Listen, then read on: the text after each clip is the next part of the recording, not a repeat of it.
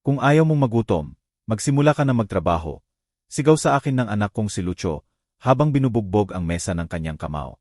Nag-aapoy ang kanyang mga mata sa galit nang tingnan niya ako mula ulo hanggang paa. Parang istorbo ako sa sarili niyang bahay. Nakahanap ako ng trabaho sa'yo bilang janitor sa kumpanya ko. Bukas, nagsisimula ka ng alas 5 ng umaga. Ngumiti lang ako at tumango. Salamat, anak, bulong ko na may nanginginig na boses. Pero hindi niya alam kung sino talaga ang kanyang kahara.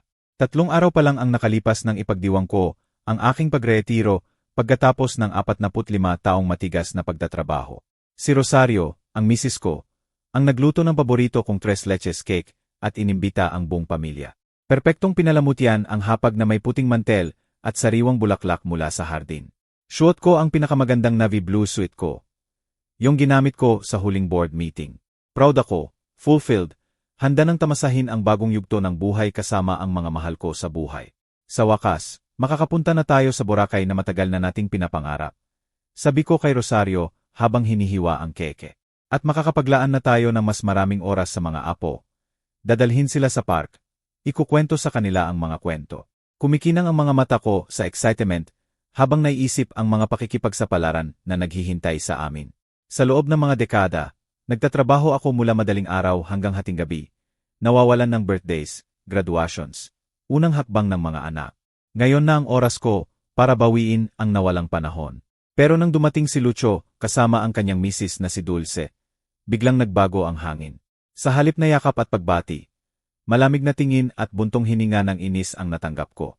Ano na nga ba ang gagawin mo buong araw? Tanong ni Lucio na may sarkastikong ngiti. Sana hindi ka maging pabigat sa amin. Tumawa si Dulce ng may sama habang kinukuha ang isang piraso ng keke, kahit hindi man lang ako binati. Akala ko i-enjoy ko ang pagreretiro ko. Sagot ko na may mahinang boses, habang lumalaki ang bukol sa aking lalamunan sa bawat salita.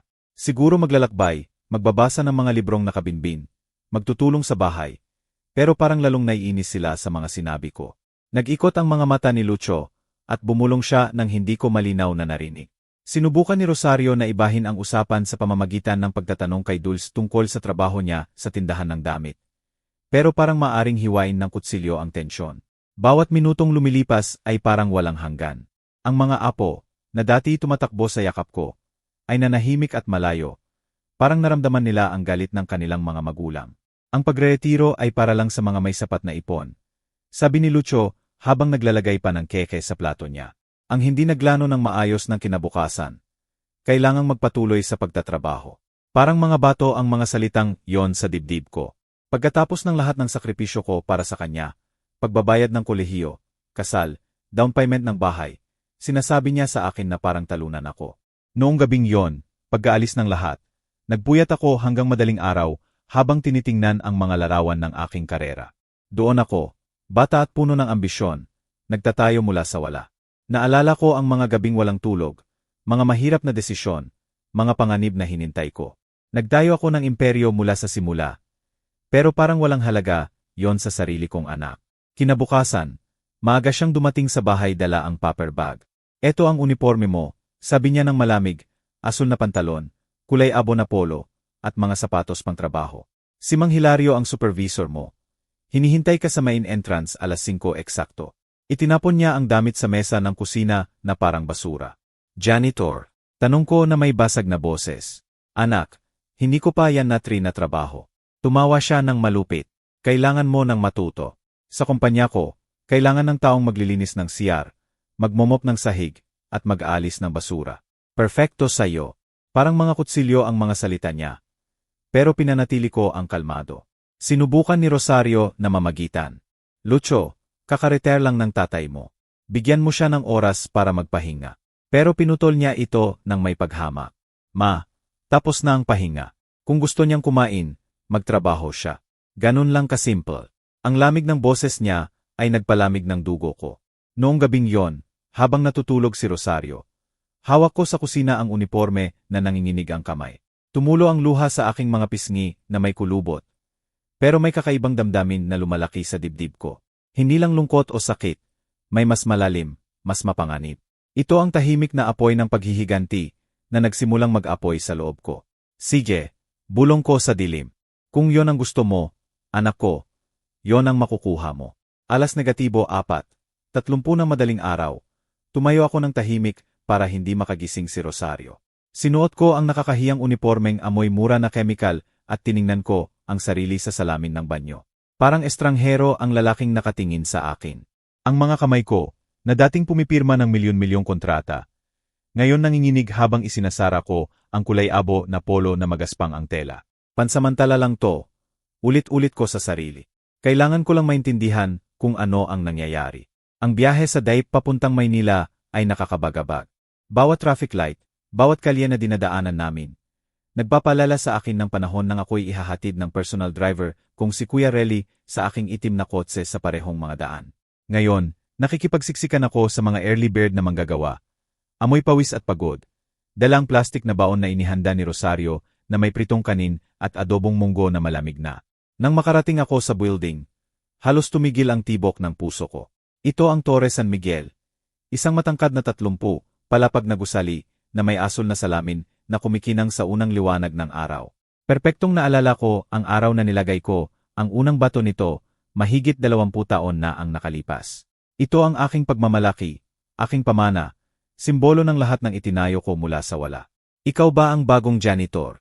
Tanong sa akin ng isang matipunong lalaki na may kulay-abo na bigote na naghihintay sa entrance ng mga empleyado. Ako si Mang Hilario, supervisor ng cleaning. Sabi ni Lucho, tatay kanya. Tiningnan niya ako mula ulo hanggang paa na may halo ng awa at superiority na nagpaikot sa aking sikmura. Sana hindi ka maging problema, matanda. Dito, seryoso ang trabaho. Ibinigay niya sa akin ang isang lumang pushcart na puno ng chemical, maruming trapo, at walis na halos walang bristles na natira. Ang aya mo ay floors 15 hanggang 20. CR, opisina, hallway. Dapat sparkling bago magnegatibo, 8 ng umaga pagdating ng executives.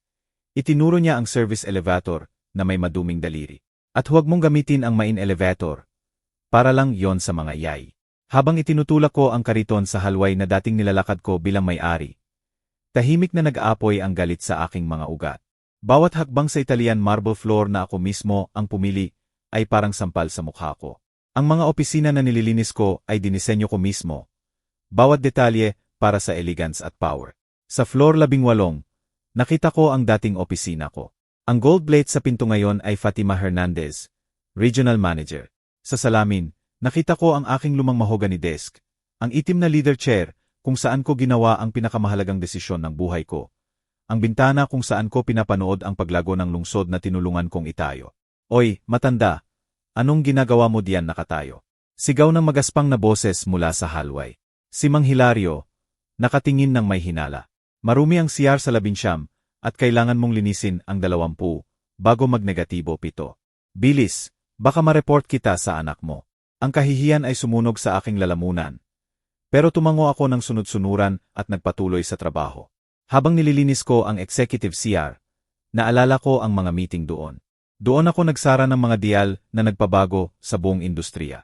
Naghira ko ng daan-daang empleyado. Nagbigay ako ng trabaho sa libu-libong pamilya. At ngayon, binuburda ko ang inodoro gamit ang aking mga kulubot na kamay. Humihinga ng mura na disinfectant na sumusunog sa baga ko. Alas negatibo 7, 30, dumating ang unang batch ng executives.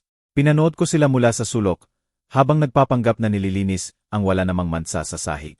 Mga lalaki at babaeng nakasuit na mamahalin, dala ang leather briefcases, nagmamadali sa aircon na opisina.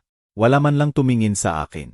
Para sa kanila, invisible ako, parte ng muebles, multo na nakauniforme na nagpapanatili ng linis at order sa kanilang mundo. Noon ko narinig ang pangalan ko sa usapan mula sa itaas. Alam niyo ba na ang founder ng kumpanya natin ay si Raul? Sabi ng isang boses. Sabi ng lolo ko na nagtrabaho dito noon. Visyonaryo siya. Nagtayo ng lahat mula sa wala. Sumagot ang isa. Pero nawala siya mga 15 taon na.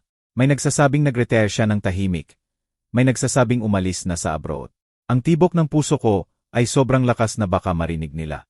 Lumapit ako ng palihim sa hagdan para makinig ng mabuti. Sayang, wala nang katulad niya ngayon. Sabi ng una. Ang mga ngayon, short-term profit lang iniisip. Iba noon nang siya ang boss. Ang mga salita ay nagbigay sa akin ng halo-halong pride at lungkot. Sa break namin ng umaga, umupo ako sa parking ng mga empleyado sa ilalim ng payat na puno at kumain ng baon ng tahimik. Mula roon, nakikita ko ang executive parking kung saan nakapark ang mga luxury cars ng top management. Isang puting BMW, itim na Audi, pulang Mercedes, sa mga slot na dating para sa mga bisita ko. Paano ang unang araw mo, Tay? Tanong sa akin ni Lucio nang makauwi ako ng hapong-hapong at basa ng pawis ang uniforme. May tono siyang pang-asar. Parang libangan ang aking pagdurusa. Sana maganda ang ginawa mo. Sabi ni Mang Hilario, mabagal ka pero masunurin ka naman. Edukasyonal, sagot ko ng paos, iniwasan ang tingin niya. Tumakbo si Rosario sa akin na may malinis na tuwalya at malamig na tubig. Namumula ang mga mata niya sa kakaiyak. Pero hindi siya nagsalita sa harap ni Lucio. Hinaplos lang niya ang pisngi ko nang may walang hanggang lambing at bulong. Maligo ka na, mahal. Inihanda ko ang paborito mong ulam. Noong gabing yon, habang mahimbing ang tulog ni Rosario sa tabi ko, nagbuyat ako na nakatitig sa sirasirang kisame ng kwarto namin. Ang mga salita ni Lucio ay umuugong sa isip ko na parang lason. Kung ayaw mong magutom, magtrabaho ka. Isang mapait na ngiti ang gumuhit sa aking mga labi na kulubot. Ang pinakamalaking pagkakamali ng buhay ng anak ko ay ang pagpapahiya sa akin ng ganito. Tumayo ako ng tahimik at pumunta sa studi ko, kung saan nakatago ang pinakamahalagang dokumento sa likod ng painting ng tanawin ng Pilipinas sa wall. Nang nanginginig pero determinado ang kamay, kinuha ko ang lumang dilaw na folder na hindi ko binuksan sa loob ng maraming taon. Nasa loob ang original incorporation papers, partnership contracts, deeds of property, at shares na hindi ko naibenta. Grupo San Miguel Inc., founder at chairman ng board, Raul Mendoza Rivera. Nasa papel ang pangalan ko sa itim na tinta, selyado at notarized. Ako ang may-ari ng 40% ng shares ng kumpanyang, to kung saan ako'y binigyan ng trabaho bilang janitor ng sarili kong anak. Tahimik akong natawa. Akala ni Lucio, napahiya niya ako, inilagay niya ako sa lugar ko. Tinuruan niya ako tungkol sa realidad ng buhay. Pero hindi niya alam na ginising niya ang natutulog na leon. Isang lalaking nagtayo ng imperyo at kayang sirain din ito ng kasing dali. Bukas, magiging kawili-wili ang araw. Bulong ko habang inilalagay ulit ang mga dokumento sa vault. Sobrang kawili-wili talaga. Kinabukasan, dumating ako sa trabaho na ibang-iba na ang pakiramdam. Sa labas, pareho pa ring sunod-sunurang matanda na naka-gray uniform. Pero sa loob, nagising na ang dating strategist na naghari sa business world. Binati ko si Mang Hilario nang may alipusta ng ngiti. Magandang umaga, boss. Saan po tayo magsisimula ngayon? Ngayon, linisin mo ang boardroom sa 22 NE floor. Ungol niya habang tinitingnan ang sticky list niya. May importante meeting alas negatibo 1-0. Dapat perpekto lahat. Pagkatapos, executive CR sa 25. At huwag kang humawak ng importante, matanda. Nagkaroon na tayo ng problema sa mga usisero na janitor. Ibinigay niya sa akin ang gold key at itinuro ang service elevator ng may panghamak. Habang umaakyat sa kalawang na elevator na sumisitsit sa bawat palapag, kakaiba ang tibok ng puso ko. Ang boardroom sa 22 ay eksaktong pareho noong ako pa ang gumagamit nito. Doon ko na isagawa ang pinakamahalagang desisyon ng karera ko. International expansion, milyon-milyong investments, alliances na nagpabago sa industriya. Nang buksan ko ang pinto, napahinto ang hininga ko. Pareho pa rin lahat mula nang umalis ako. Ang oval na mahogany table mula Brazil, itim na leather chairs, state-of-the-art projector, panoramic windows na may view ng buong Maynila. Sa dingding, nakabitin pa rin ang portrait ng founders na pinagawa ko, kung saan ang batang mukha ko ay nakatitig pa rin sa kinabukasan ng may determinasyon. Hay naku, bulong ko habang pinupunasan ng basang trapo ang table na saksi sa maraming history. Nandito ka pa pala, matandang kaibigan. Hinaplos ng mga daliri ko ang natural na ugat ng kahoy. Naalala ang bawat meeting, bawat pirma, bawat handshake na nagsiguro ng kayamanan. Noon ay may narinig akong boses na papalapit sa hallway. Mabilis akong yumuko sa likod ng cart at nagpanggap na nililinis ang wala namang mansa sa marmol.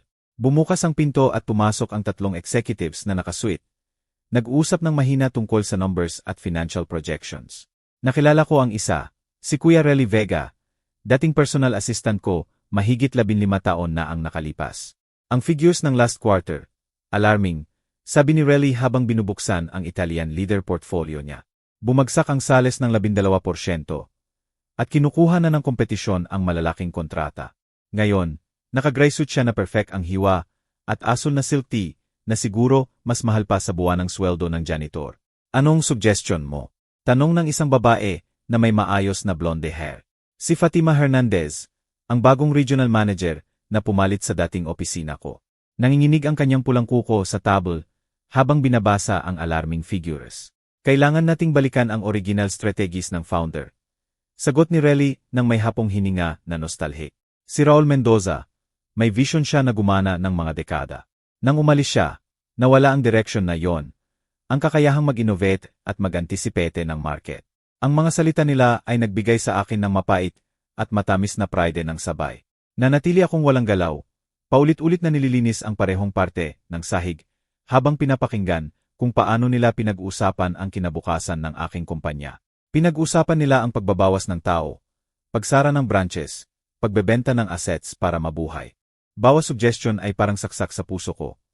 Nakikita ko kung paano nasisira ang mga taon ng pawis at sakripisyo sa ilalim ng mediocre na pamumuno. Kung makakausap lang natin si Mr. Mendoza, bulong ng isa pang lalaki na may salamin, habang mabilis ang pagsusulat ng notes. Sabi, nandito pa rin daw siya sa Maynila, pero walang nakakaalam kung saan.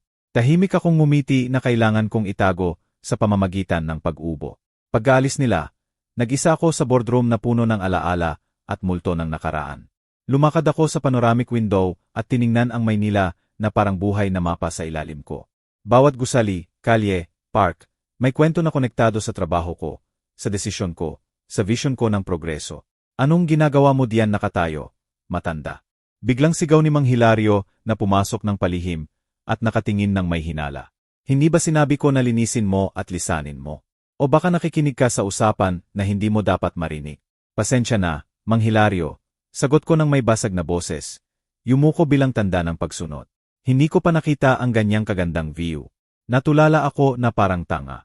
Tumawa siya ng malupit at lumapit.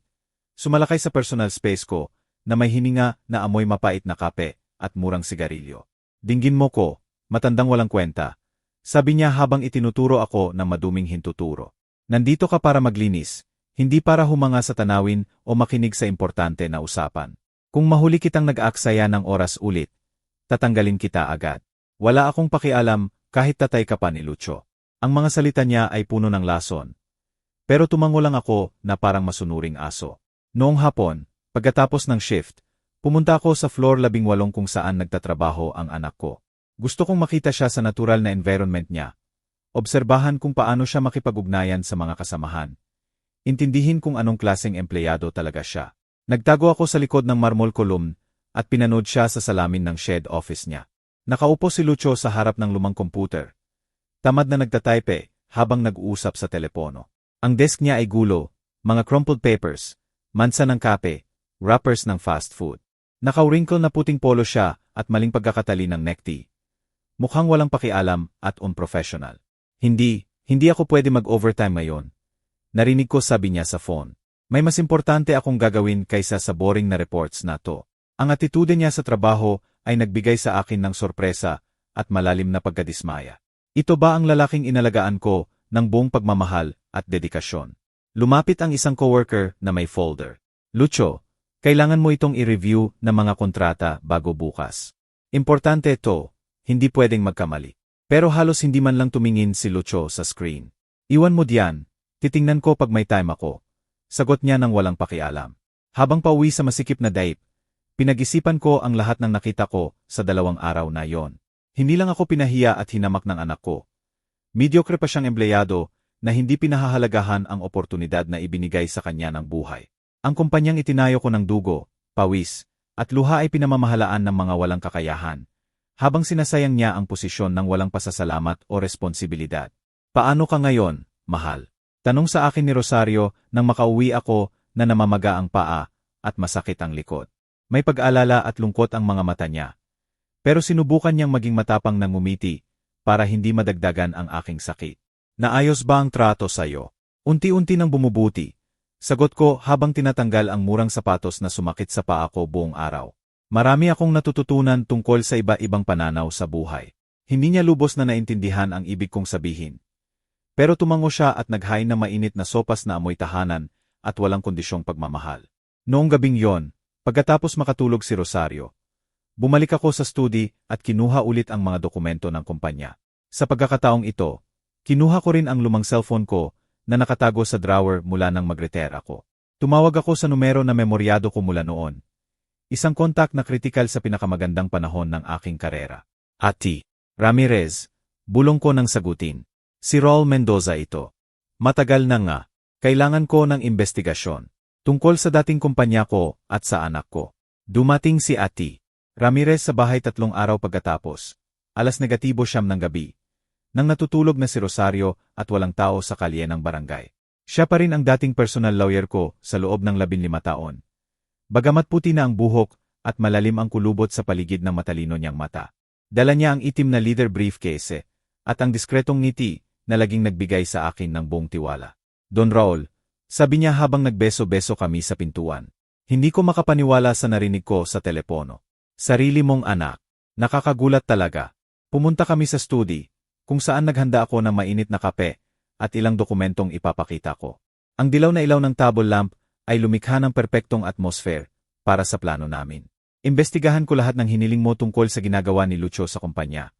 Simulan niya habang binubuksan ang briefcase at kinukuha ang makapal na folder na puno ng litrato, papeles, at detailed reports. Nakakabahala ang resulta, sabihin na lang natin.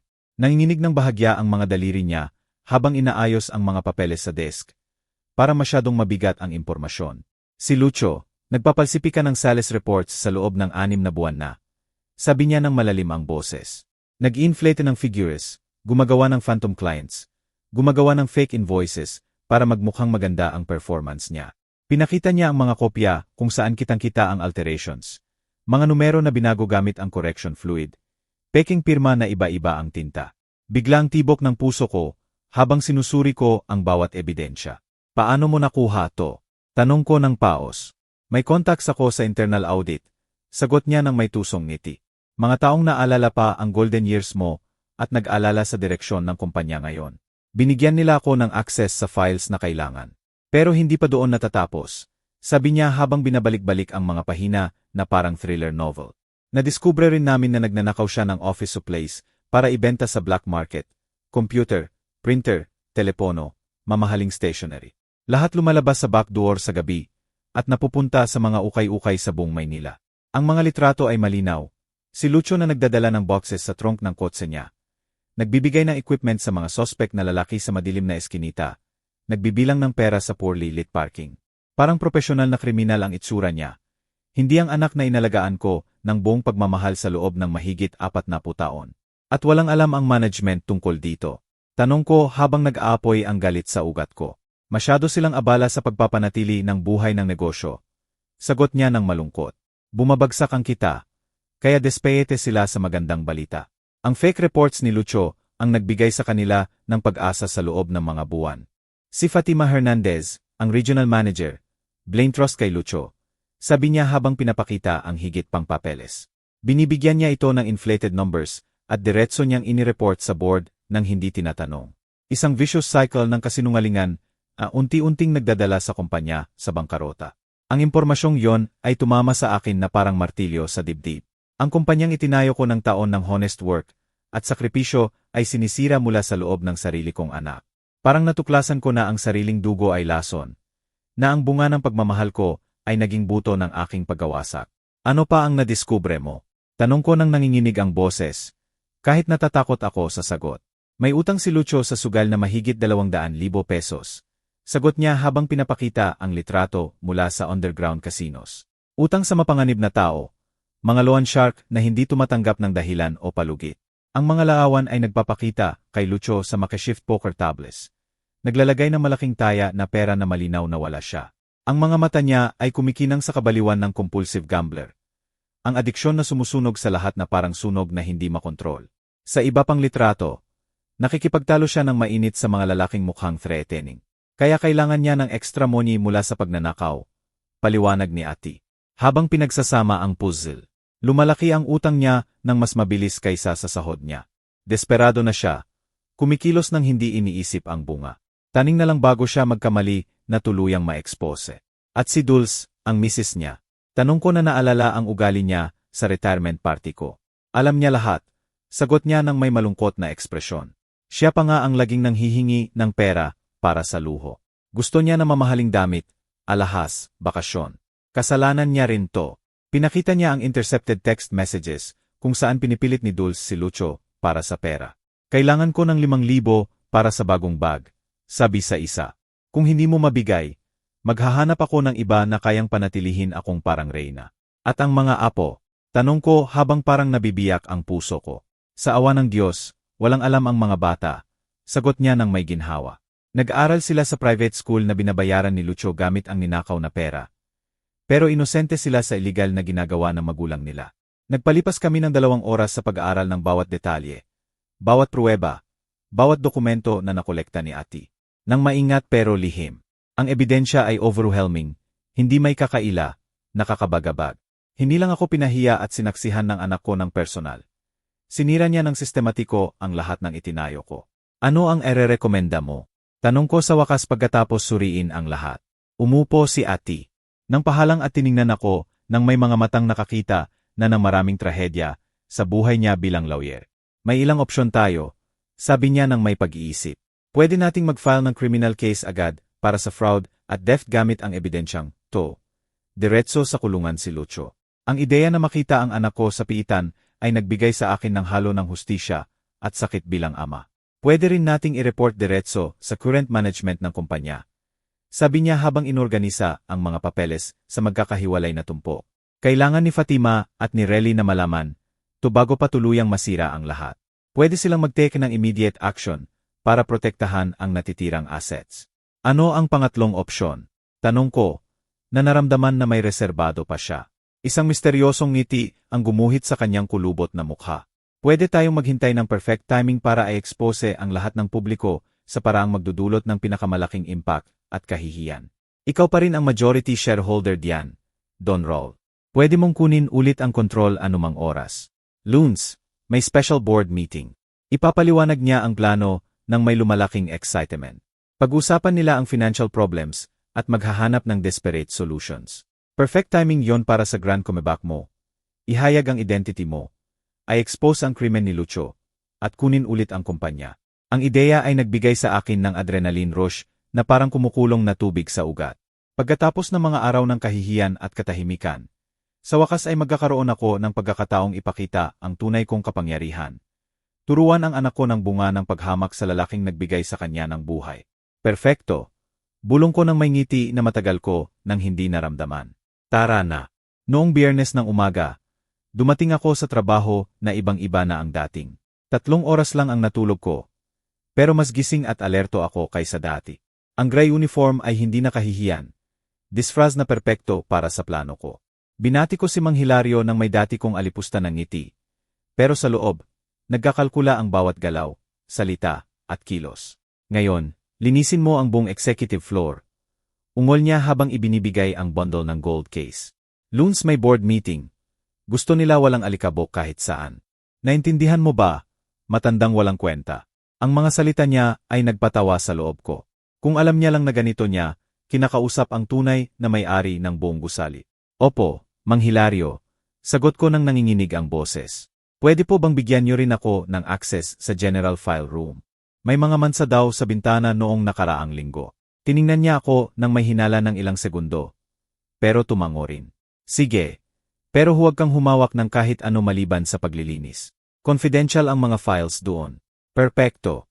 Eksaktong oportunidad na kailangan ko.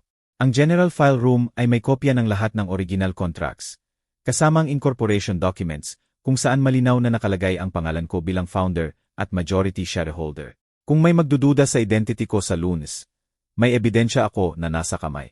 Habang itinutulak ko ang card sa pamilyar na halway, tinitingnan ko ng mabuti ang bawat opisina, pinto, at sulok ng gusali na dating kaharian ko. Ang mga empleyado ay dumadaan sa tabi ko nang hindi talaga nakikita. Parang multo ako na naka-uniform na bahagi ng corporate landscape. Ang ibang perspektibo mula sa social invisibility na ito. Sa floor 25, nakatagpo ako ng Kuya Relly na papalabas ng meeting na may mukha na puno ng pag-aalala at crumpled papers sa kamay. Mas matanda na siya kaysa naalala ko. May malalim na earbags at pagod na hangin na nagsasabi ng mga gabing walang tulog at hindi malulutas na problema. Nang makita niya akong naglilinis ng sahig, hindi man lang niya ako tiningnan. Pasensya na po, sir, Sabi ko ng mahina habang nagpapanggap na nililinis ang mansa malapit sa Italian shows niya.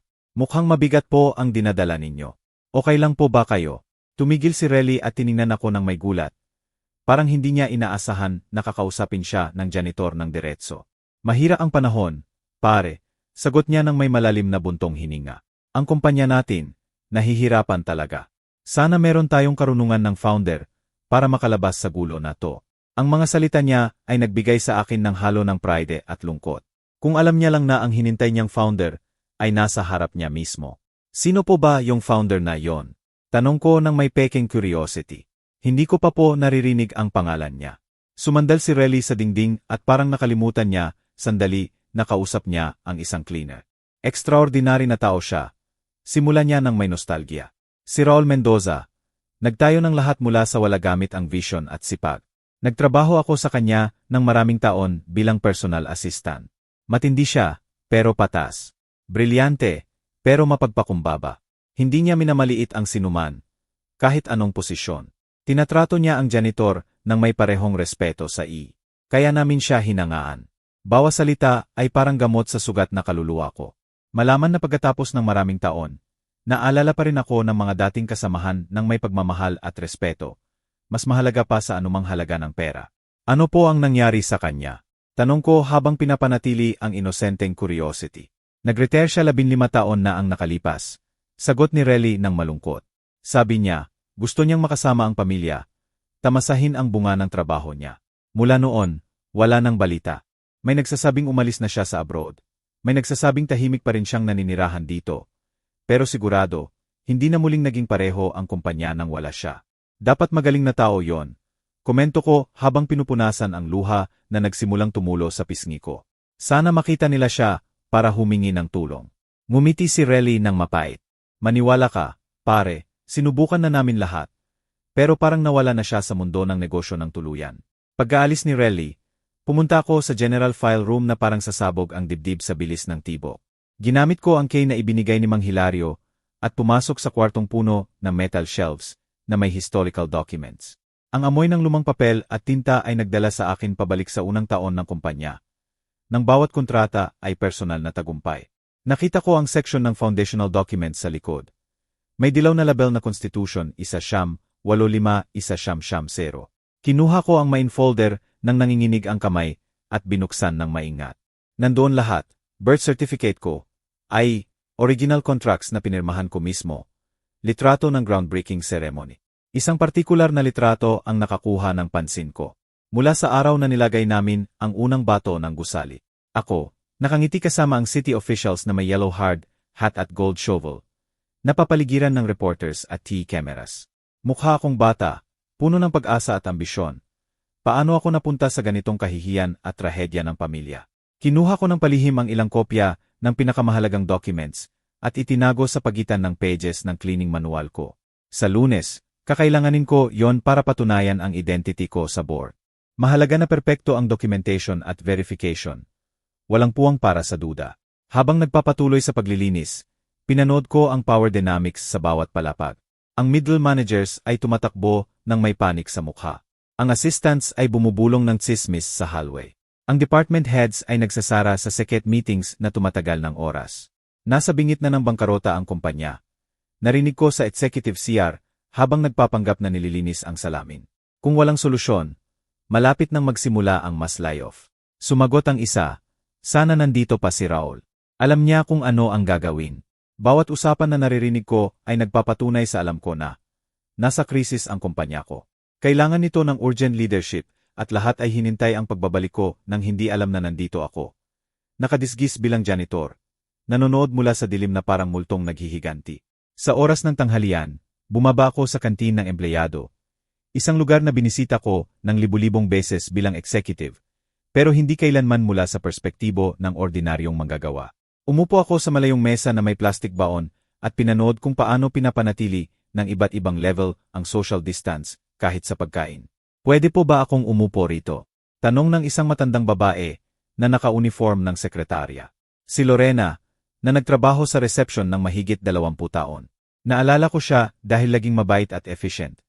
Bagamat kulay abo na ang buhok at malalim ang kulubot sa paligid ng pagod na mata. Siyempre po, miss, sagot ko habang nagbibigay daan sa mesa. Kamusta po kayo? Humugot si Lorena ng malalim habang binubuksan ang Tupperware ng home-cooked food. Nag-aalala, tulad ng lahat, sagot niya ng tapat. Sabi, magbabawas daw ng tao at matanda na ako para maghanap ng ibang trabaho. Ganun po ba kalala? Tanong ko nang nagpapanggap na walang alam. Mas malala pa sa inaakala mo. Sagot niya nang binabaan ang boses. Hindi na nag-rematch ang numbers. Nawawala ang client sa kompetisyon. At walang alam ang management kung ano ang gagawin. Narinig ko pa nga na isinasaalang-alang na ibenta ang building para mabayaran ang utang. Ang mga salitang yon ay tumama sa akin na parang kidlat. Ibenta ang building ko. Ang simbolo ng lahat ng itinayo ko. Nag-apoy ang galit sa ugat ko. Pero pinanatili ko ang kalmado habang sa loob ay pinaplano ang pinakamatamis at pinakamapaminsalang paghihiganti na naiisip ko. Sayang naman po. Komento ko nang nanginginig ang boses. Wala pong makakatulong. Ngumiti si Lorena ng malungkot. Milagro lang ang makakapagligtas sa atin ngayon. O kaya bumalik si founder. Pero impossible yon. Nawala si Don Raul ng maraming taon at siguro hindi na niya alam ang nangyayari sa kumpanya niya. Hindi naman po natin alam. Bulong ko ng may misteryosong ngiti. Minsan, dumadating ang milagro kapag binaka hindi natin inaasahan. Noong Sabado ng umaga, nagdesisyon akong gawin ang hindi ko ginawa sa loob ng mga linggo. Sundan si Lucio ng lihim para makita kung paano niya ginugugol ang free time niya. Nagsuot ako ng ordinaryong damit, cap, at shedes, at nagposisyon sa kanto ng bahay niya mula 7:00 ng umaga. Gusto kong lubos na maintindihan kung anong klaseng tao na ang naging anak ko bago ko isagawa ang plano ng paghihiganti. 1:30 Lumabas si Lucio na naka-sports attire na mamahalin at sumakay sa kotse niyang latest model na red Honda Civic na kumikinang sa sikat ng araw. Sinundan ko siya sa taxi nang may maingat na distansya, habang mabilis ang tibok ng puso ko sa nerbiyos. Saan siya pupunta? Anong lihim na ginagawa niya sa days off niya? Pumunta siya sa exclusive area ng Maynila, kung saan ang pinakamahal na malls at restaurants. Nagbark siya sa harap ng boutique ng lalaking damit na kilala ko, dahil ridiculous ang presyo. Isang simpleng polo ay katumbas ng lingguhang sweldo ng ordinaryong manggagawa. Mula sa kabilang kalsada sa cafeteria, pinanood ko siyang pumasok na may aroganteng ugali ng may perang pwedeng sunugin. Sa salamin, nakita ko siyang sumusubok ng suits, shirts, Italian shows, kumikilos na parang successful millionaire imbes na mediocre at magnanakaw na empleyado. Lumabas siya na puno ng shopping bags na may gold logo ng boutique. Siguro ginastos ang katumbas ng buwan ng sweldo ko bilang janitor sa isang shopping spree lang. Ang irony ay nakakabagabag. Ginagastos niya sa luho ang perang ninakaw mula sa kumpanyang itinayo ko, habang tinatrato ako na parang pabigat. Ang susunod niyang puntahan ay lalong nagbigay ng katotohanan. Pumunta siya sa underground casino na nakatago sa likod ng Chinese restaurant sa Quiapo. Eksaktong pareho yon sa litrato na pinakita sa akin ni Ati Ramirez. Talagang compulsive gambler ang anak ko na walang kontrol o hangganan. Naghintay ako sa labas ng 3 oras habang umiinom ng kape sa street vendor. Pinapanood ang entrance. Nang lumabas siya, ang mukha niya ang nagsabi ng lahat. Vidrius ang mata ng talo. Nakalaylay ang balikat ng pagkatalo. Nanginginig ang kamay ng natalo ng higit sa kaya niyang bayaran. Sinundan ko siya sa isang murang bar, kung saan umupo siya mag-isa sa sulok at nagsimulang uminom ng murang whiskey na parang tubig. Patuloy na tumutunog ang cellphone niya. Pero ini-ignore niya o pinuputol pagkatapos makita kung sino ang tumatawag. Siguro ang mga loan shark na naniningil ng lumalaking utang. Nagdesisyon akong lumapit para makinig ng mabuti sa mga usapan niya sa telepono. Umupo ako sa bar counter ilang metro lang mula sa mesa niya at nagpanggap na nagbabasa ng lumang dyaryo habang pinapakinggan ang bawat salita na lalong nagiging malabo dahil sa alak. Wala akong pera ngayon. Bulong niya sa phone ng may desperasyon. Bigyan mo ako ng 1 linggo pa, please. Naghihintay ako ng bonus sa trabaho. Ang mga kasinungalingan niya ay pathetic, pero nagpapakita rin ng lalim ng kanyang desperasyon. Huwag mo akong bantaan, sabi niya ng mas agresibo. Alam mo kung saan ako nagtatrabaho. Alam mo na makakakuha ako ng pera. Konting oras lang. Biglang nawala ang tawag ng ibaba ng kabilang linya. Iniwan si Lucio na nakatitig sa phone na puno ng takot. Sa sandaling yon, ginawa ng anak ko ang isang bagay na naghiwa ng puso ko sa libu-libong piraso. Kinuha niya ang pitaka at sinimulang bilangin ang mga kulubot na pera sa loob. Ilan lang na piso. Malinaw na kulang para sa kahit anong malaking utang. Nanginginig ang kamay niya habang binibilang ulit at ulit. Parang may magik na lalabas pa. Pagkatapos, kinuha niya ang phone at tumawag sa iba. Dulce, sabi niya ng basag ang boses. May pera ka bang nakatago? Emergency.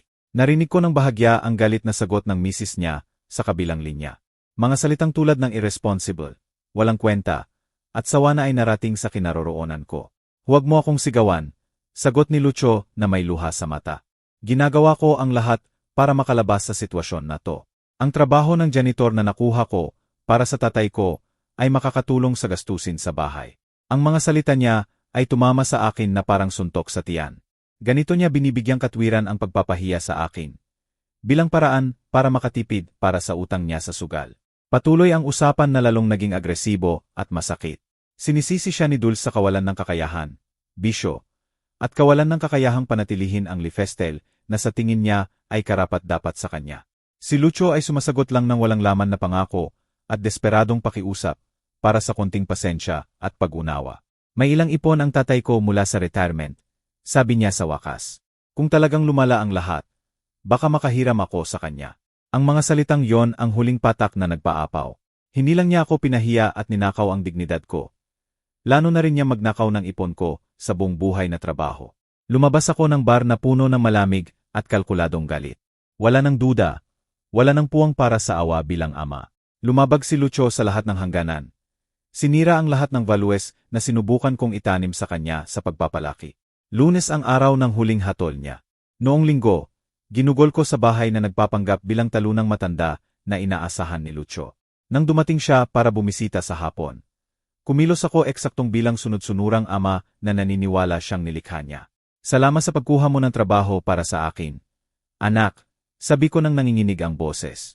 Hindi ko alam kung ano ang gagawin namin ni Rosario kung wala kang tulong. Wala yon, tay, sagot niya ng may peking ngiti na hindi umaabot sa mata. Kamusta naman sa trabaho? Hindi naman masama ang trato sa'yo.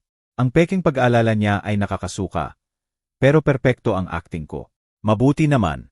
Mabait si Mang Hilario at marami akong natututunan. Natuwa ako sa narinig ko. Sabi niya habang patuloy na tinitingnan ang cellphone.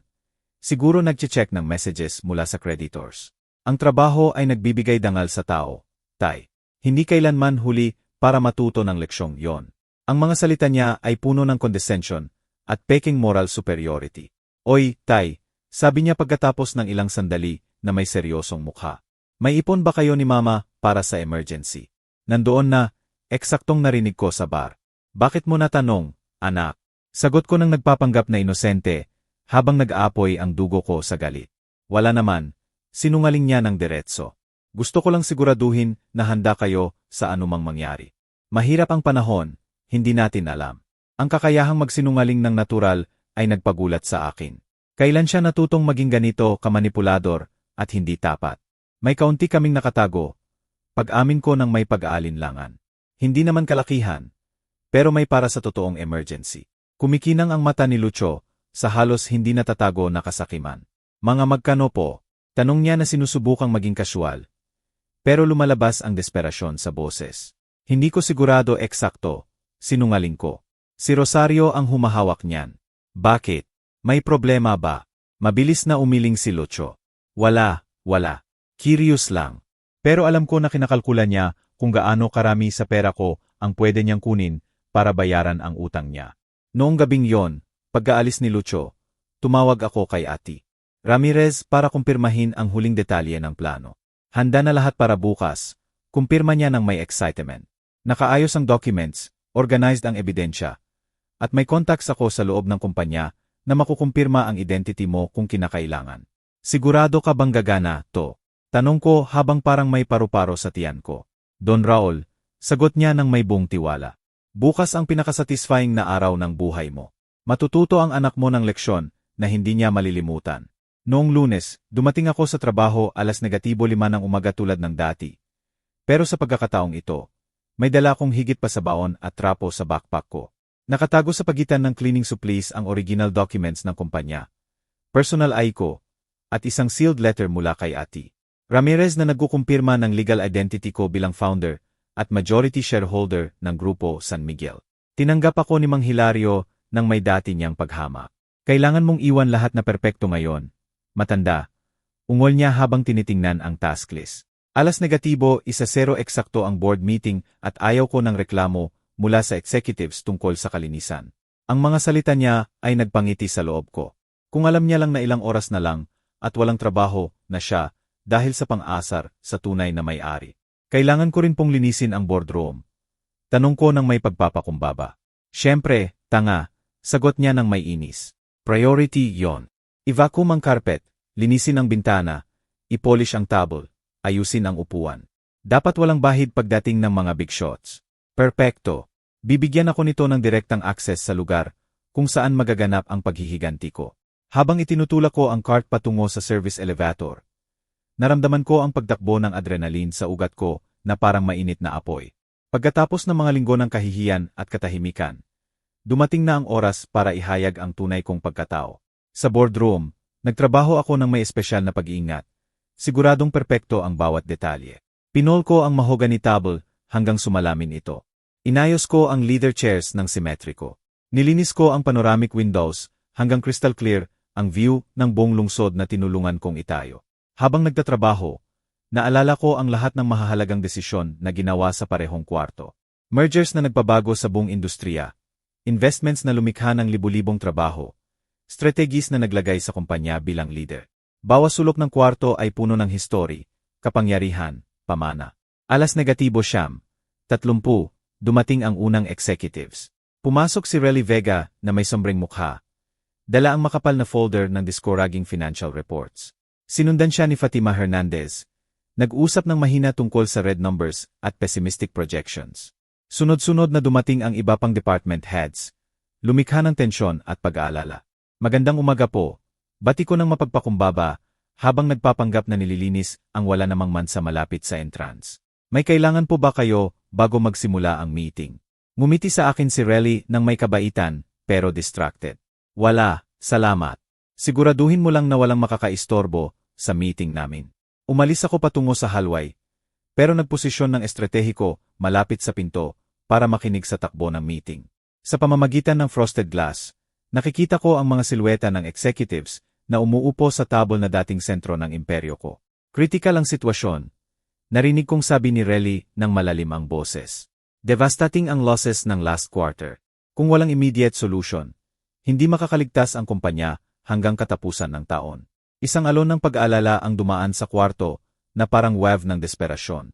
Ang sales reports na natatanggap natin ay hindi tumutugma sa actual revenue. Sabi ni Fatima nang nanginginig ang boses. May malaking discrepancies na hindi natin maipaliwanag. May nagmamanipula ng figures o direktang nagnanakaw ng pera sa kumpanya. Bigla ang tibok ng puso ko. Nagsisimula na silang matuklasan ang fraudulent activities ni Lucho. May hinala na ba kayo kung sino? Tanong ng isa pang boses na kilala ko bilang finance director. Nag-imbestiga kami sa ilang empleyado. Sagot ni Fatima. Lalo na yung may direct access sa client accounts at sales reports. Sa sandaling yon, narinig ko ang mabilis na yabag sa hallway. Si Lucho, dumating ng huli tulad ng dati. Magulo ang buhok at mali ang pagkakasara ng polo. Nakita niya akong naglilinis malapit sa boardroom at binigyan ako ng condescending smile na nagpaikot sa sikmura ko. Kamusta, Tay? Tanong niya ng mahina. Malinaw na na-enjoy ang pagkakita sa akin na nagtatrabaho bilang janitor sa kumpanya niya. Sanay ka na ba sa bagong trabaho mo? Burloloy ang tono niya. Puno ng peking superiority na binuo niya mula nang makuha niya ako ng trabahong to. Mabuti naman, anak, sagot ko ng sunod-sunuran. Marami akong natututunan at nagpapasalamat sa pagkakataong binigay mo. Ngumiti si Lucho ng may kasiyahan. Nakakaramdam ng kapangyarihan sa pagkakita sa tatay niya na nabawasan sa ganitong kalagayan. Kung alam niya lang ang darating sa kanya. Natuwa ako sa narinig, sabi niya habang tinitingnan ang murang relo niya. Ang sipag ay nagbuo ng karakter. Tay, hindi kailanman huli para matuto ng kababaang loob at responsibilidad. Ang mga salita niya ay nagpuno sa akin ng malamig na galit na pinigilan ko ng buong lakas. Oy, alam mo ba kung may importante meeting ngayon? Tanong niya habang itinuturo ang boardroom kung saan naririnig ang tense na boses. Damdamin ko ang dami ng executives at nagtataka ako kung ano ang nangyayari. Tunay ang curiosity niya, pero nagpapakita rin ng total ignorance sa gravity ng sitwasyon niya. Board meeting yata, sagot ko ng nag-alinlangan. Sabi ni Mang Hilario, importante at hindi dapat maistorbo. Tumango si Lucio at naglakad patungo sa opisina niya. Ganap na walang kamalay-malay na malapit nang gumuho ang mundo niya sa pinakanakakahiyang paraan. Naghintay ako eksaktong hanggang alas negatibo, 1:00 oras 5 minuto. Siguradong nandyan na lahat ng executives at nagsimula na ang meeting. Perfect timing para sa grand entrance ko. Pumunta ako sa pinakamalapit na CR at nagbihis ng suite na nakatago sa backpack ko. Ang navy blue suite ay pareho pa rin noong huling board meeting ko, 15 taon na ang nakalipas. Perpektong napanatili at plansado para sa okasyong ito. Maingat kong sinuklay ang buhok, inayos ang pulang silk tee, at tiningnan ang sarili sa salamin. Nawala na ang pinahiyang matanda. Sa lugar niya ay si Raul Mendoza, ang founder, ang visyonaryo, ang lalaking nagtayo ng imperyo. Kinuha ko ang documents mula sa backpack at inayos sa itim na leather folder. Bawat papel ay irrefutable proof ng identity at legal authority ko sa kumpanya. Dumating na ang moment na hinintay ko ng mga linggo. Naglakad ako patungo sa boardroom ng matatag at determinado ang hakbang. Parang tambol ng digmaan ang tibok ng puso ko. Pero malinaw at focused ang isip ko. Sa salamin, nakita ko ang lahat ng executives na nakayuko sa papeles. Desperadong nagdedebate ng strategies para iligtas ang kumpanya. Kumatok ako ng 3 beses ng matigas. Pasok, sigaw ni Relly mula sa loob. Humugot ako ng malalim, itinuwid ang balikat, at binuksan ang pinto para sa pinakadramatikong pagpasok ng buhay ko. Magandang umaga, sabi ko ng malinaw at may autoridad habang pumasok. Pasensya sa pagiging late sa sarili kong board meeting. Ang katahimikan na sumunod ay sobrang lalim na maririnig ang tiktak ng wall clock. Lahat ng mukha ay lumingon sa akin na may gulat, pagkalito, at unti-unting pagkilala. Tumayo si Relly nang mabilis na natumba pa ang upuan niya. Don Raul, bulong niya ng basag ang boses. Kayo po ba talaga? Napuno ng luha ang mga mata niya, habang tinitingnan ako, na parang multo na bumalik mula sa nakaraan. Relly, sagot ko ng may ngiti na 15 taon ko nang itinatago. Ako nga, at marami tayong dapat pag-usapan. Ang katahimikan sa boardroom ay nakakabingi. 12 pares ng mata ang nakatitig sa akin na may halo ng hindi paniniwala, gulat, at unti-unting pagkilala. Si Relly ay nakatayo pa rin na nanginginig ang kamay, at puno ng luha ang mata na handa ng tumulo. Si Fatima ay nakanganga, hindi makaproseso ang nakikita. Payagan niyo akong ipakilala ang sarili ko ng formal. Sabi ko habang naglalakad patungo sa head ng table na may tiwala ng taong sumakop doon ng mga dekada. Ako si Raul Mendoza Rivera, founder at majority shareholder ng Grupo San Miguel. Kinuha ko ang documents mula sa folder at inilagay sa table ng may deliberate at theatrical na galaw. Pero, janitor po kayo. Bulol ni Fatima nang nanginginig ang boses. Nakita ko po kayong naglilinis ng CR, nagmomop ng sahig. Paano po possible na kayo? Nawala ang boses niya habang unti-unting pumapasok ang realidad sa isip niya. Sa loob ng nakaraang 3 linggo, nagtrabaho ako bilang janitor sa sarili kong kumpanya. Paliwanag ko ng kalmado pero puno ng autoridad. Ang anak kong si Lucio ang naghanap niyan sa akin pagkatapos niya akong pahiyain at sabihin kong ayaw kong magutom. Kailangan kong magtrabaho. Isang wave ng gulat ang dumaan sa kwarto na parang emotional earthquake. Lumapit si Relly ng dahan-dahan na parang lumalakad patungo sa milagro. Don Raul, hindi ko makapaniwala na kayo talaga. Akala namin nawala na kayo ng tuluyan. Nanginginig ang kamay niya nang abutin niya ang kamay ko para makipag-shocke. Ang kontak ay parang kuryente, puno ng taon ng respeto at shared memories. Hindi ako nawala, Relly, sagot ko ng may ngiti na halo ng nostalgia at determinasyon. Nag-retire lang ako para tamasahin ang golden years ko. Pero mukhang kailangan pa rin ako ng kumpanya ko kaysa dati. Tiningnan ko ang pagod na mukha ng dating collaborators ko. Ang malalim na eyebags na nagsasabi ng mga gabing walang tulog. Ang stress sa bawat bagong kulubot. Desperado ang sitwasyon. Don Raul, pag-amin ni Fatima ng basag ang boses. Malaki ang losses, nawawala ang client sa kompetisyon. At may ebidensya ng internal fraud na hindi pa namin lubos na natutukoy. Ang mga salita niya ay nagkumpirma ng alam ko na. Pero ang pagdinig nito diretso mula sa current management ay nagbigay ng mas dramatic na dimensyon. Tungkol sa internal fraud, sabi ko ng may ngiti na hindi umaabot sa mata. May napaka-relevant na impormasyon ako diyan. Kinuha ko ang folder na inihanda ni Ati Ramirez at inilagay sa table nang may malakas na topic na sumagad sa kwarto. Lumabas na kilala ko ng mabuti ang responsible. Binuksan ko ang folder at sinimulang ipamahagi ang mga litrato at documents na nagpapatunay sa krimen ni Lucio. Fake reports, invented invoices, litrato ng pagnanakaw ng equipment, records ng pagbisita sa underground casinos. Bawat piraso ng ebidensya ay bumabagsak sa table na parang tahimik na bomba. Hindi pwede to, bulong ni Fatima habang sinusuri ang documents na lumalaki ang mata sa horror. Si Lucio, isa sa pinakamabuting empleyado namin. Siya ang nagre-report ng sales figures na to. Nawala ang boses niya nang mapagtanto na lahat ng piraso ng puzzle ay nagkakasya sa pinakadevastating na paraan. Ang anak ko ay nagnakaw sa inyo ng mga buwan. Sabi ko ng matatag pero puno ng sakit bilang ama. Nagpapalsipika ng reports, nag-inflate ng figures, nagbebenta na ninakaw na equipment para pondohan ang addiction niya sa sugal. Ang utang niya sa mapanganib na loan sharks ang nagtulak sa kanya na magkanulo hindi lang sa pamilya kundi sa kumpanyang ito rin. Kinuha ni Relly ang mga litrato nang nanginginig ang kamay. Sa isa, malinaw na nakikita si Lucio na nagdadala ng komputer patungo sa kotse niya sa back parking. Sa isa pa, nagbibilang siya ng pera sa CR ng underground casino. Irrefutable, devastating, at hindi may kakaila ang ebidensya. Bakit hindi niyo po sinabi agad kung sino kayo? Tanong ng finance director nang may tunay na curiosity. Pwede sana nating maayos to nang mas maaga.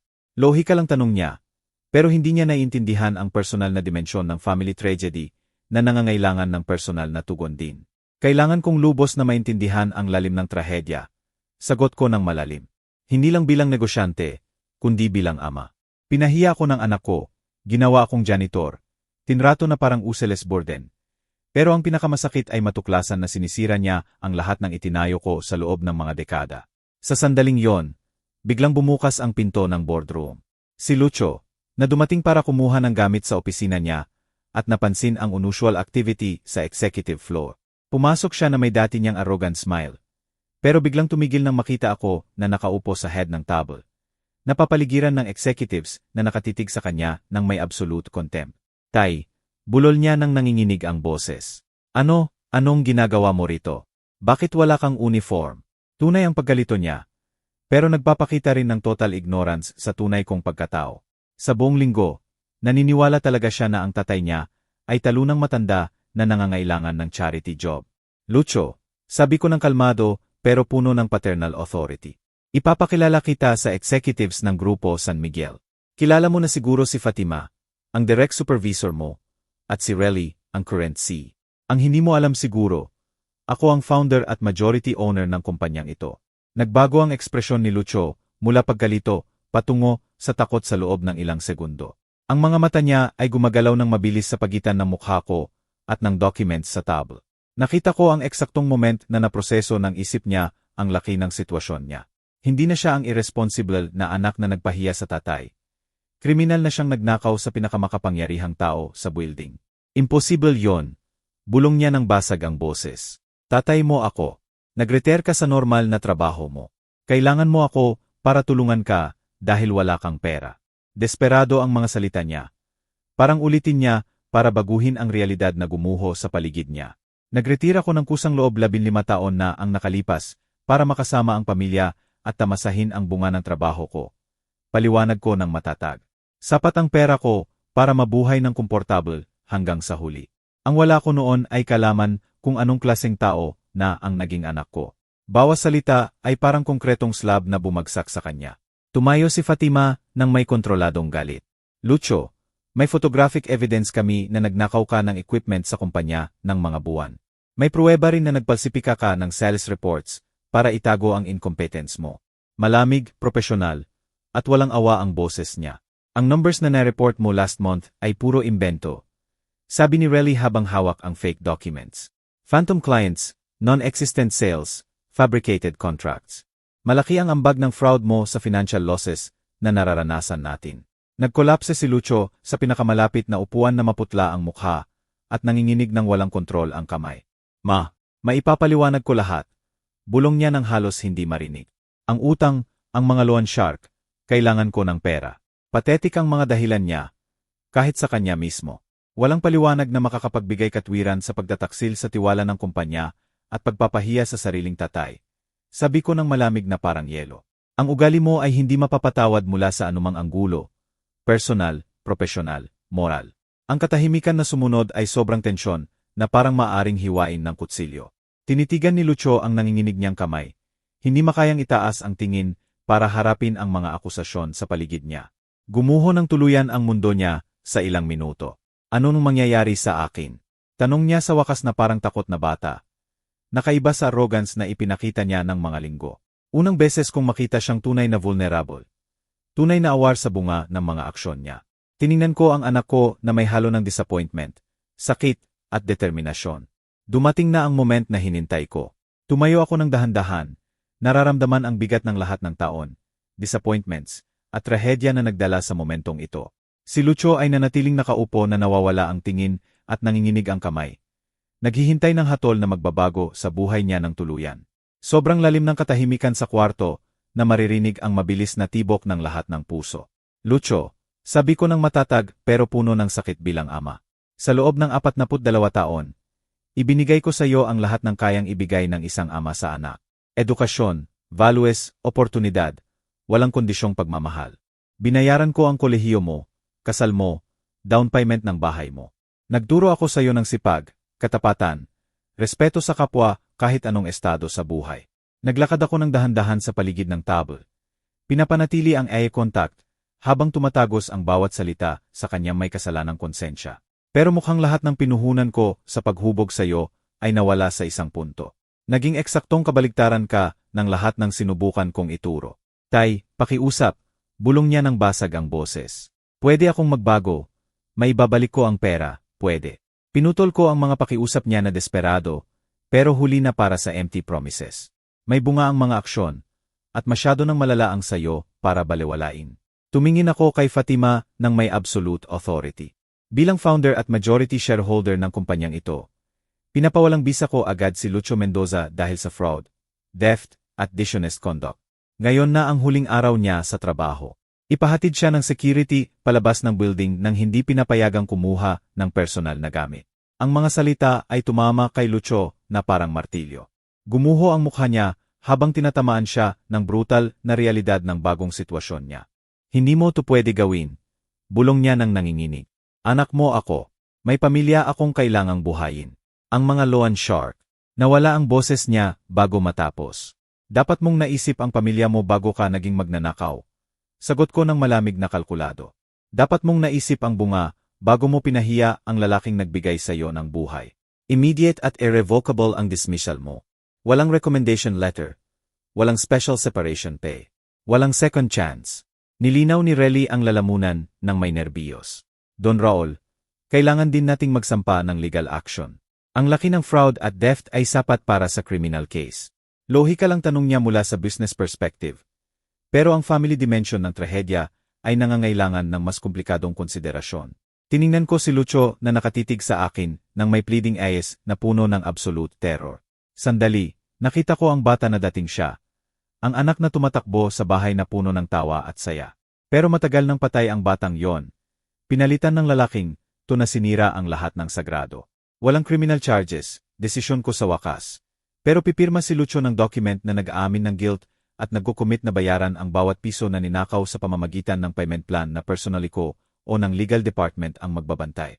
Kung magkakamali man lang ng isang bayad, magpo-proceed agad kami ng criminal case. Salamat, Tay. Bulong niya na tumutulo ang luha sa pisngi. Isinusumpa kong babayaran ko lahat. Magbabago ako. Itinaas ko ang kamay para patahimikin siya. Halos hindi ko matiis ang pasasalamat niya pagkatapos ng lahat ng pinsalang ginawa. Huwag mo akong pasalamatan, sabi ko ng matalim. Hindi ko to ginagawa para sa iyo. Ginagawa ko para sa mga apo ko. Nawala namang kasalanan sa pagkakaroon ng magnanakaw at sinungaling na ama. Hindi nila deserve na dalhin ang estigma na nakakulong ang tatay nila. Ang mga salita ay tumama sa kanya na parang bagyo ng emosyon. Lumabas ka na. Utos ko habang itinuturo ang pinto. At malinaw na malinaw ito. Mula ngayon, strictly business na lang ang relasyon natin. Debtor ka sa akin, hindi anak. Bayaran mo ang utang mo hanggang huling sentimo at pagkatapos. Ayaw ko nang makita ka ulit sa buhay ko. Tumayo si Lucio nang nanginginig ang mga galaw. Parang matandang natalo sa bigat ng sariling desisyon. Naglakad siya patungo sa pinto na hinila ang paa. Pero tumigil sa threshold at lumingon sa akin ng huling beses. Tay, bulong niya ng halos hindi marinig. Pasensya na talaga. Ako rin, pasensya. Sagot ko ng puno ng walang hanggang lungkot. Pasensya sa pagkabigo ko bilang ama. Pasensya sa hindi ko agad pagkakita kung ano ka na. Pero higit sa lahat, pasensya sa pagkawala ng anak na minsan kong minahal higit pa sa sarili kong buhay. Ang mga salita ko, ang huling hampas na tuluyang nagpabiyak sa kanya. Pagkaalis ni Lucio na ihinatid ng dalawang security, lumakad ako patungo sa panoramic window at tiningnan ang Maynila sa ilalim ko. Bawat gusali, kalye, park, may kwento na konektado sa trabaho ko, sa vision ko, sa legacy ko, pero ngayon ay may mapait na lasa ng family betrayal. Don Raul, sabi ni Relly habang lumalapit ng may respeto. Ano na ang mangyayari sa kumpanya ngayon? Babalik po ba kayo sa pagpapatakbo? Natural ang tanong niya, pero matagal ko nang naisip ang sagot sa mga gabing walang tulog ng mga nakaraang linggo. Mananatili ako hanggang ma-stabilize ang financial situation. Paliwanag ko habang humaharap sa grupo ng executives na naghihintay ng may pag-asa. I-implement natin ang mga dating strategies na gumana noon. Isasara ang mga financial leaks at ibabalik ang tiwala ng clients. Pero temporary lang ang pagbabalik ko. Kapag stable na ulit ang kumpanya, sabi ko na matatag, ilipat ko ang majority ng shares ko sa trust na pamumunuan ninyo. Natapos na ang cycle ko bilang active businessman. Ngayon, gusto ko lang siguraduhin na mabubuhay ang legacy ko at magpapatuloy sa paglikha ng trabaho at progreso. Ang mga sumunod na buwan ay intense pero rewarding. Nagtrabaho ako ng 18 oras sa isang araw para i-reform ang kailangang baguhin upang mailigtas ang kumpanya mula sa bangkarota. Renegotiate contracts, bawin ang lost clients, ay optimize ang operations, at ibalik ang corporate culture na nawasak sa mga taon ng poor management. Si Lucio ay sumunod ng relihiyoso sa monthly payments.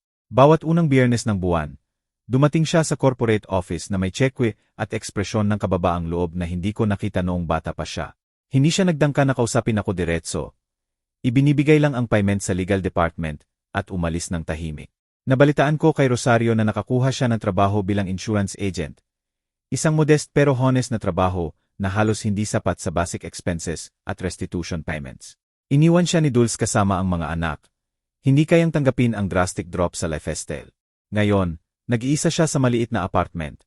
Binabayaran ang bunga ng mga desisyon niya. Hindi mo ba na-miss si Lucio? Tanong sa akin ni Rosario, isang gabi, habang tahimik kaming nagdi-dinner. Ang mga mata niya ay sumasalamin ng lungkot ng inang nawalan ng anak. Pero may pag-unawa rin na may ilang trahedya na hindi mapapatawad. Namiss ko ang anak na akala ko inalagaan ko. Sagot ko ng may masakit na katapatan. Pero ang binatang yon, hindi talaga umiral. Ilusyon lang na nilikha ko bilang bulag na ama sa mga pagkukulang ng karakter ng sarili kong anak. Ang mga salita ay lumabas na puno ng melankolya. Pero may acceptance na rin. Isang taon pagkatapos, sa annual stockholders meeting, inanunsyo ko ng opisyal ang permanenteng pagreretiro ko sa business world. Stable na ng tuluyan ang kumpanya. May record profits at promising future sa ilalim ng renewed leadership ni Relly at Fatima. Tapos na ang trabaho ko. Ngayon, tunay na nagreretiro ako. Sabi ko mula sa podium sa harap ng investors, employees, at media. Hindi mula sa trabaho, kundi mula sa buhay na inilaan ko sa pagbuo. Iwan ko ang kumpanya sa may kakayahang kamay. Alam kong magpapatuloy ang legacy ko sa paglikha ng progreso at oportunidad para sa susunod na henerasyon. Habang lumalabas ako ng building sa huling beses na dala ang maliit na box ng personal belongings ko, naramdaman ko ang kapayapaang hindi ko naranasan sa mga dekada. Kumpleto ang paghihiganti, na ipamahagi ang hustisya, at nasekir ang kumpanya. Pero higit sa lahat, natutunan ko ang pinakamasakit na leksyon sa buhay tungkol sa presyo ng blind trust sa dugo. Dinala ko ng taxi pauwi, kung saan naghihintay si Rosario na may ngiti na mas mahalaga pa sa lahat ng imperyo sa mundo. Nawala ako ng isang anak, pero nakuha ko ang mas mahalaga, ang katiyakan na may ilang laban. Kahit masakit, kailangang labanan hanggang dulo. Tinuruan ako ng buhay na hindi lahat ng trahedya ay galing sa estranghero. Minsan, ang pinakamalalim na sugat ay galing sa mga pinakamamahal natin. Pero pinatunayan din nito na mas mahalaga ang personal na dignidad kaysa sa anumang family tea. Kapag ang relasyong yon ay itinayo sa kasinungalingan, abuso, at kawalan ng respeto. Noong gabing yon, habang mahimbing ang tulog ni Rosario sa tabi ko, nagpuyat ako na tinitingnan ang mga bituin sa bintana ng kwarto namin. Sa unang beses sa loob ng mga buwan, payapa ang puso ko. Nanalo ang hustisya at makapagpahinga na ako. Alam kong ipinagtanggol ko ang aking karangalan hanggang sa huli.